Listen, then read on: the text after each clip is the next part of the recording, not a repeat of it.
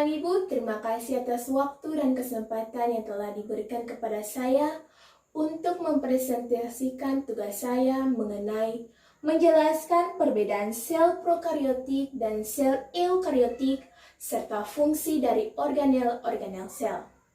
Sebelum kita masuk dalam perbedaan sel prokariotik dan sel eukariotik, di sini kita perlu mengetahui apa itu sel.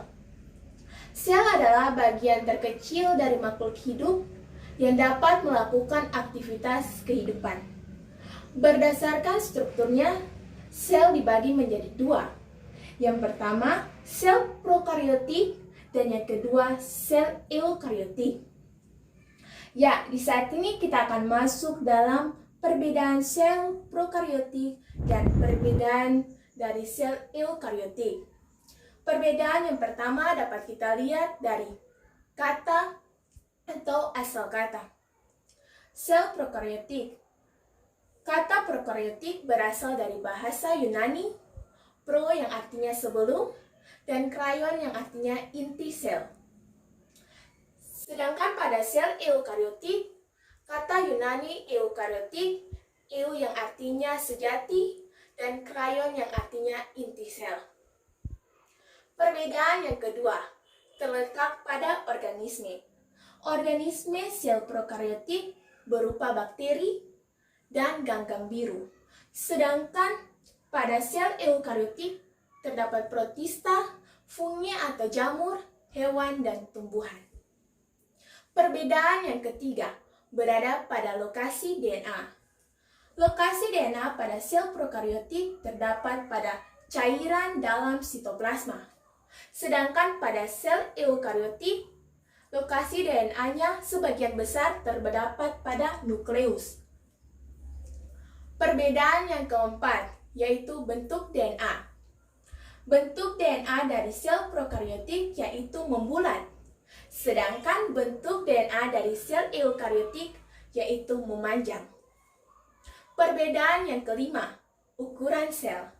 Ukuran sel dari sel prokariotik yaitu berdiameter 1-10 mikrometer dan pada sel eukariotik berdiameter 10-100 mikrometer. Dapat disimpulkan bahwa sel eukariotik ini lebih besar dari sel prokariotik. Perbedaan yang keenam yaitu metabolisme. Metabolisme pada sel prokariotik ini menggunakan respirasi anaerob dan respirasi aerob. Respirasi aerob adalah proses respirasi yang melibatkan oksigen dalam pembentukan ATP. Sedangkan pada pengertian sel respirasi sel anaerob yaitu respirasi yang tidak membutuhkan oksigen dalam proses pembentukan ATP. Sedangkan pada sel eukariotik ini membutuhkan respirasi aerob saja. Perbedaan yang ketujuh terletak pada organel sel. Pada sel prokariotik hanya memiliki sedikit organel sel, sedangkan pada sel eukariotik memiliki banyak organel sel. Contohnya, terdapat mitokondria, retikulum endoplasma, lisosom, sentrio, aparatus Golgi, dan lain-lain. Perbedaan yang kedelapan yaitu organisasi seluler. Pada sel prokariotik ini pada umumnya bersel satu atau yang kita kenal dengan kata uniseluler. Sedangkan pada sel eukariotik ini pada umumnya bersel banyak yang kita kenal dengan kata multiseluler. Yang terakhir yaitu reproduksi. Reproduksi pada sel prokariotik yaitu dengan pembelahan biner. Yang perlu kita tahu apa itu pembelahan biner? Pembelahan biner adalah proses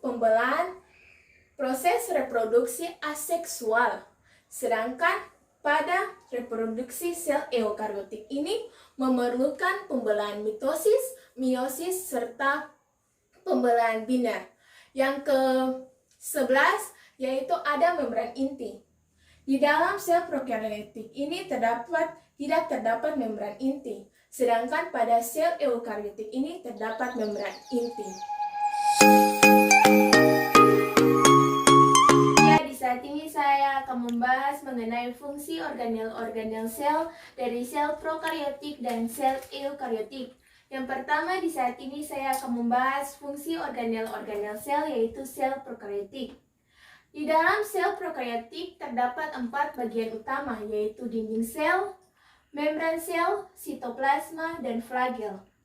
Fungsi dari dinding sel yaitu memberi bentuk pada sel, melindungi sel, dan mengatur masuk keluarnya zat.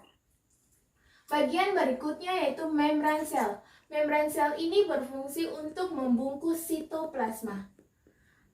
Bagian yang selanjutnya yaitu sitoplasma. Di dalam sitoplasma berisi cairan-cairan. Sitoplasma berfungsi untuk metabolisme sel. Bagian selanjutnya ada flagel. Flagel ini berbentuk seperti tali. Flagel berfungsi untuk menggerakkan sel. Bagian selanjutnya yaitu kapsul. Kapsul berfungsi untuk melindungi sel dan mencegah kekeringan. Bagian selanjutnya yaitu ribosom. Ribosom ini berfungsi untuk sintesis protein. Bagian selanjutnya terdapat plasmid. Plasmid ini berfungsi untuk mempertahankan sel bakteri terhadap lingkungan dan tidak menguntungkan. Bagian yang selanjutnya terdapat pili. Pili ini berbentuk seperti flagel, namun lebih pendek. Pili berfungsi untuk mengatur masuknya materi genetika selama perkawinan. Bagian selanjutnya yaitu terdapat nukleus. Nukleus ini merupakan pusat utama dalam transkripsi dan replikasi DNA.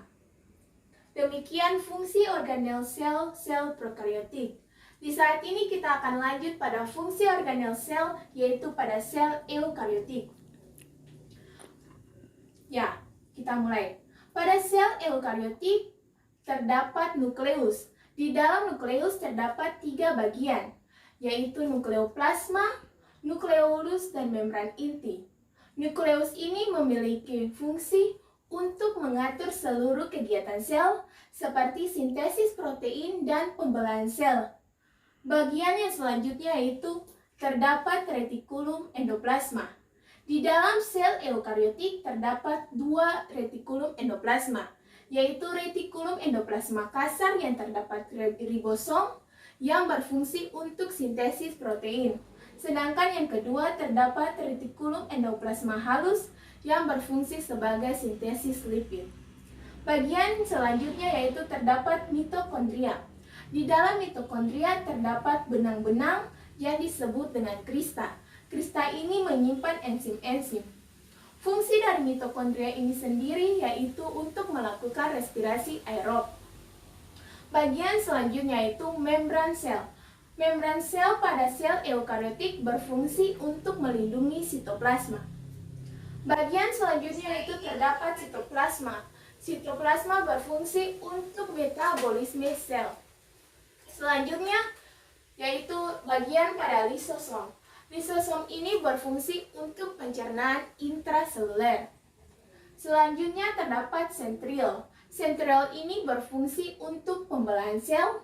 Dan yang terakhir terdapat aparatus Golgi yang berfungsi untuk memilah, memodifikasi, mengemas protein untuk sekresi. Demikian presentasi saya di saat ini.